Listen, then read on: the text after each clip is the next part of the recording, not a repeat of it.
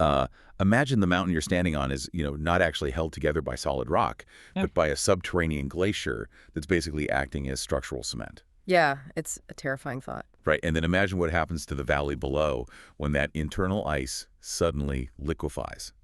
Welcome to the Clara Horatio Daily World Brief, available at clarenhoratio.com. Today is August 26, 2026. And our mission for this briefing is to extract the civic stakes and the global consequences from our stack of sources today. We are looking at everything from catastrophic ecological tipping points to some major U.S. institutional shifts and escalating geopolitical tension. And the underlying mechanics driving these events are they're moving incredibly fast right now.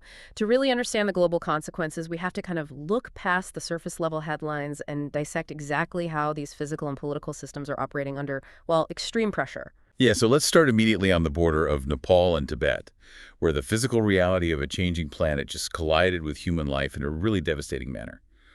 The sources detail a catastrophic event on Wednesday along the Lende Kola River. It's a crucial tributary in a corridor that's heavily used by trekkers and pilgrims traveling to Mount Kailash. Right. And an immense wall of mud, rock, and water just barreled down the valley. As of this analysis, the toll stands at least 270 people dead, with over 1,400 missing, and that includes hundreds of foreign nationals from India, the U.S., Australia, and the U.K. Yeah, and the initial data collection on this disaster reveals something deeply unsettling about our global monitoring systems. The U.S. Geological Survey initially recorded the event as a magnitude 4.4 earthquake, which triggered all these automated seismic alerts. Wait, so it wasn't an earthquake? Because that's what the early reports were saying. Right. No, they later had to issue a formal correction. There was no tectonic earthquake at all. The immense seismic energy they detected, which actually registered a 5.2 magnitude upon further review, that was generated entirely by the kinetic impact of millions of tons of glacial rock and ice physically collapsing and hitting the valley floor. Wow. Okay. That correction really raises a fundamental question about how we comprehend these environmental threats. Because, we constantly hear the phrase melting ice in climate reports, and that paints a mental picture of a slow, gradual dripping process. Right. A slow thaw. Yeah, exactly. Yeah. So I need you to explain the mechanics here. Yeah. How does gradual atmospheric warming translate into an instantaneous, town-leveling wall of mud that completely bypasses all early warning systems? Well, the mechanism at work here is permafrost degradation. The frozen soil and ice at those extreme altitudes, they're not just sitting passively on top of the mountain. They form the structural matrix. It's literally the glue holding the mountainside together. So for centuries, that deeply frozen soil has acted like industrial cement. But as global temperatures rise, that cement is thawing. And it doesn't just drip away, it turns into a liquid lubricant. So when the friction holding a million tons of rock in place vanishes, the entire face of the mountain just gives way at once. When it fails catastrophically. That is terrifying. It is. And the data from the International Center for Integrated Mountain Development shows that ice loss in the Hindu Kush Himalaya region has doubled since the year 2000. That rapid thaw is essentially turning these high-altitude environments into accelerating hazard zones. The international civic response is currently mobilizing, though the sources really emphasize that the logistical challenges in that specific terrain are immense. The Red Cross has released approximately $1.4 million in emergency funds, and the U.S. State Department is deploying $500,000 along with specialized disaster response personnel. But providing targeted aid to communities where entire settlements have been wiped flat and, access roads are buried under 50 feet of debris, it's proving incredibly difficult. Yeah, and that Himalayan disaster, it really serves as one acute, highly visible symptom of a much broader planetary heat system that is currently straining public health and civic infrastructure globally. Right. And in a related development, the broader extreme heat crisis carries a staggering civic toll when you look at the numbers. Yeah. Looking at the data from Europe, the German Public Health Institute estimates 15,800 heat-related deaths this year alone, with the vast majority of those occurring during a massive temperature spike in late June. Yes. And concurrently, across the Mediterranean, at least 12 people have died in ongoing wildfires that are sweeping through northern Algeria. We are witnessing a phenomenon that researchers classify as weather whiplash. Weather whiplash. Yeah, ecosystems are swinging violently between extremely wet and extremely dry conditions within single seasons. A warmer atmosphere holds significantly more moisture, right, which leads to intense sudden spring growth. Then, that same superheated atmosphere acts like an industrial sponge in the summer, pulling the moisture right back out of the soil and vegetation. Ah, I see. That creates a landscape of perfectly dried fuel for fires. So the sources mentioned that researchers are using something called attribution science to understand these fires. Before we look at the political response, how exactly does attribution science work? I hear that term a lot lately. Yeah, it's fascinating. Attribution science is essentially a computational stress test for the climate. Scientists run massive computer models simulating the Earth's weather patterns. They run one simulation using our current atmosphere, which, is loaded with human-generated greenhouse gases. Right. Then they run a second simulation of a hypothetical world without those historical emissions. By comparing the two, they can calculate the exact probability shift. Using that method, researchers determined that the extreme heat made this summer's devastating wildfires in Spain 20 times more likely to occur than they would have been in a pre-industrial atmosphere. 20 times. Wow. Yet, when we examine the political governance surrounding this physical reality, the sources highlight a profound cognitive dissonance. The political analysis notes a stark divide, with several prominent right-wing figures aggressively dismissing the severity of these events. In the UK, the Reform Party's leadership is actively telling the public to just enjoy the heat. Yeah. In Germany, the AfD's co-leader framed the extreme temperatures as a completely normal summer. And in the U.S., politicians like Harriet Hageman are brushing the data off as just the cyclical nature of weather. The public consequence of that specific political rhetoric is severe when it translates into governance and budget allocation. How so? Well, while one faction denies the physical reality, you have mainstream leaders making financial calculations that leave populations highly vulnerable. For instance, German Chancellor Friedrich Merz is actively courting leaders from frugal EU nations, specifically the Netherlands and Denmark, to push for massive cuts to the proposed €2 trillion EU budget. Okay, but slashing a multi-trillion-euro budget at the exact moment when the continent is experiencing nearly 16,000 heat deaths and failing infrastructure, that seems fundamentally contradictory. If that European budget shrinks, the capital required for systemic climate adaptation just vanishes. We're talking about the funds needed to reinforce power grids, upgrade municipal water filtration, and physically modify urban centers to handle lethal heat stress. Exactly. When political gridlock and budget austerity collide with an accelerating physical crisis, the public is left entirely exposed. The civic infrastructure built for the mild climate of the 20th century simply cannot withstand the extremes of the 2020s without massive, coordinated, and very expensive reinvestment. Before we shift our focus to a major development in how governments are trying to regulate corporate behavior, just a quick reminder for our listeners. For more daily briefings, brain candy explainers, and classic audiobooks, visit clarinhoratio.com. So, examining how governments attempt to enforce accountability, we are seeing a really fascinating legal strategy emerging in the United States regarding tech monopolies and digital infrastructure. Yeah, on Wednesday, Meta agreed to a massive settlement with 47 U.S. states, committing to pay up to $18 billion over 10 years. This resolves a massive coordinated lawsuit regarding teen addiction and mental health harms on Facebook and Instagram. Right. But beyond the financial penalty, the states forced Meta to implement severe product changes nationwide.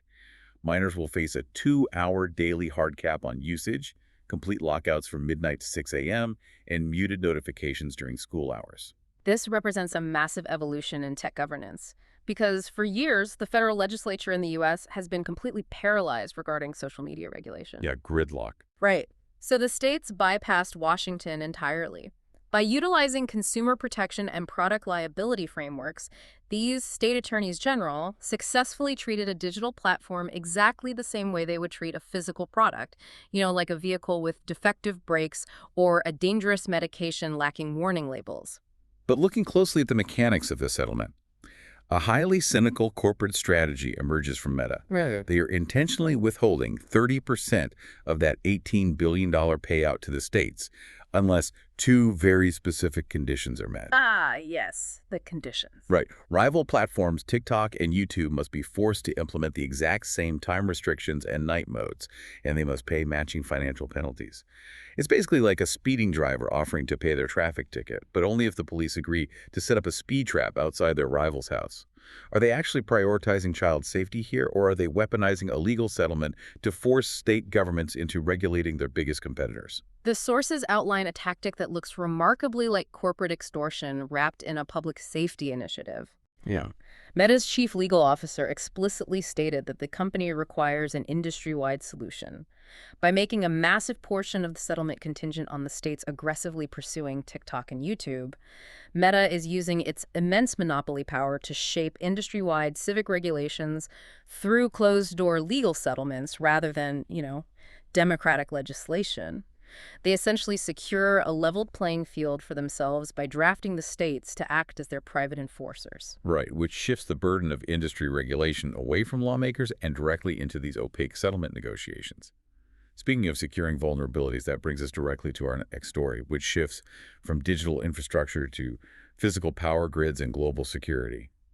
The sources detail a severe escalation in drone warfare. It's been intense. Overnight, Ukraine launched a staggering 620 drones toward the Moscow region, striking a major Wildberries retail facility again. Meanwhile, a Russian missile strike killed 10 civilians in the Kharkiv region. The intensity and precision of these strikes, which specifically target logistics, retail hubs, and energy grids, are forcing governments globally to fundamentally reevaluate the security of their own domestic infrastructure. That strategic panic leads directly to the U.S. Army's newly announced $2.2 billion domestic power program. Yeah, the Army is planning to build nuclear microreactors capable of generating up to 20 megawatts each on 5 domestic military bases by September 2028. The stated goal is energy resilience. They want to decouple military combat power from external civilian power grids, which are increasingly viewed as highly vulnerable targets for cyber infiltration or physical drone attacks. And, well, the strategic logic from a strictly military perspective is sound, right? If the civilian grid goes down, the military base stays fully operational. Sure. However, the regulatory framework governing this new program is deeply alarming to safety advocates. The Army has explicitly stated that these nuclear reactors will be regulated entirely internally by the military.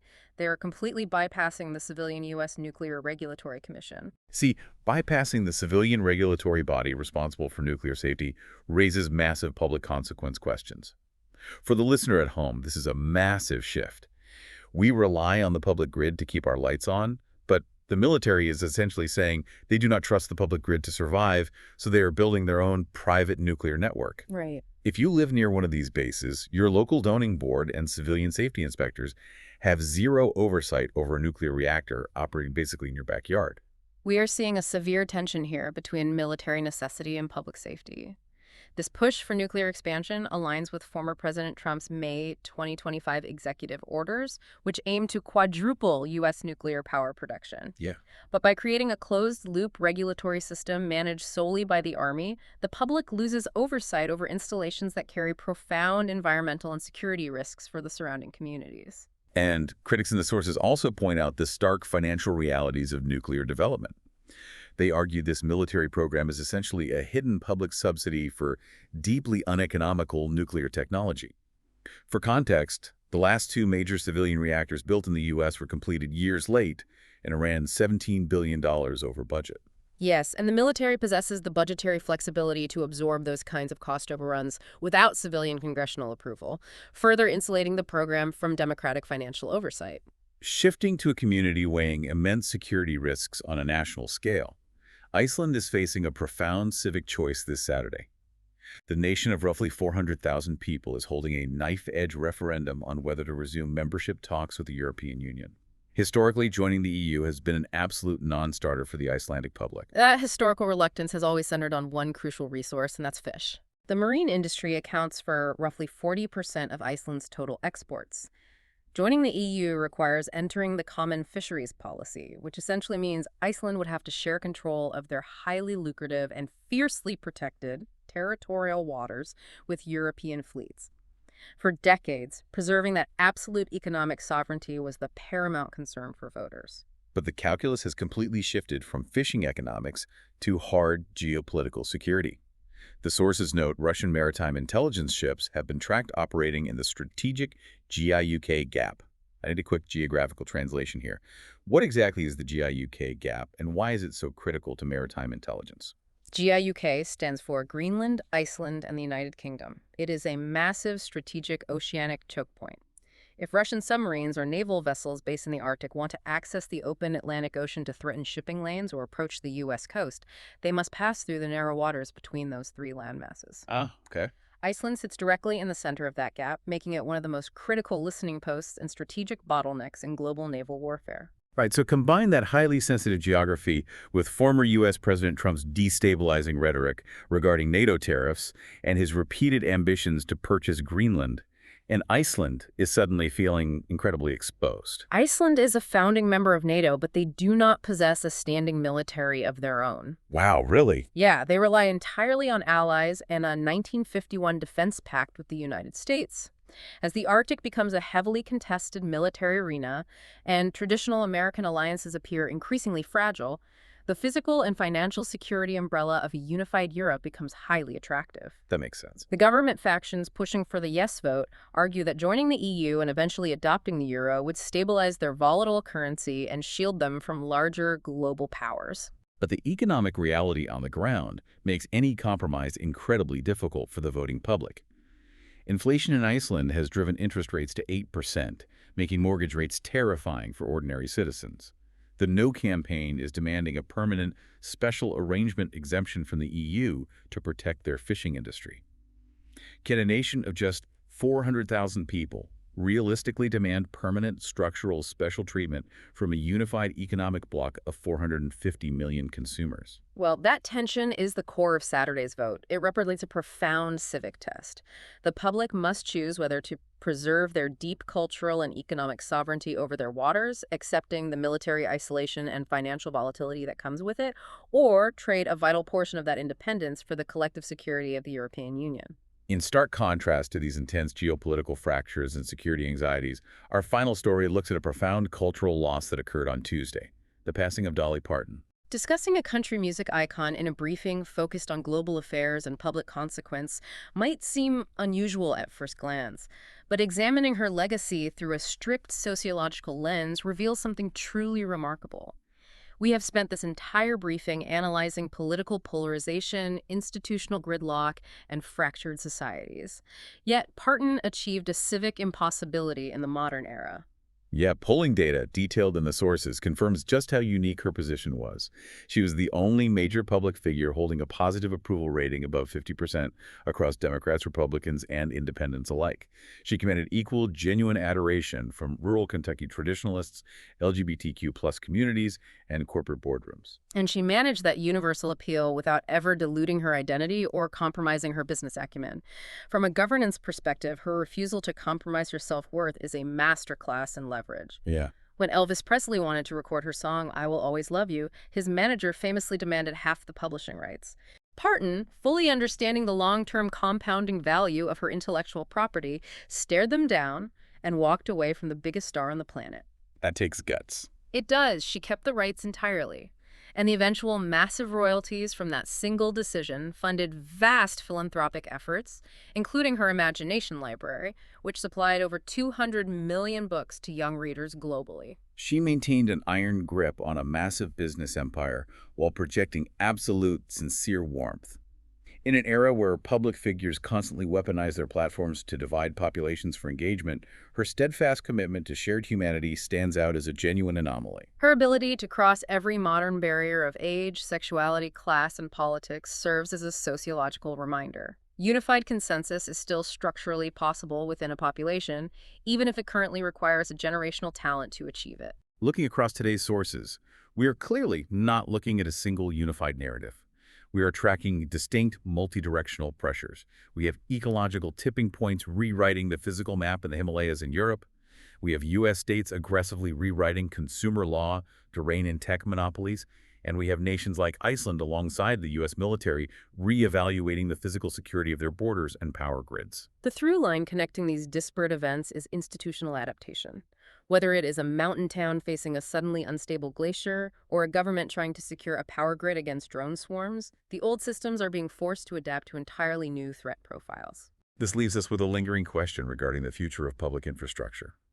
If a sovereign country like Iceland feels compelled to trade its economic independence for the safety of a larger bloc, and the U.S. military decides to build its own private nuclear energy grid to escape civilian vulnerability, are we moving toward a world where the concept of shared, resilient public infrastructure simply ceases to exist? If the most powerful institutions retreat into their own private security bubbles, the public is left entirely on its own to manage the fallout. Keep that tension in mind as we watch these stories develop. Thank you for joining us for this briefing. Continue your exploration of these topics and more by visiting clarineratio.com for our daily updates and classic audiobooks.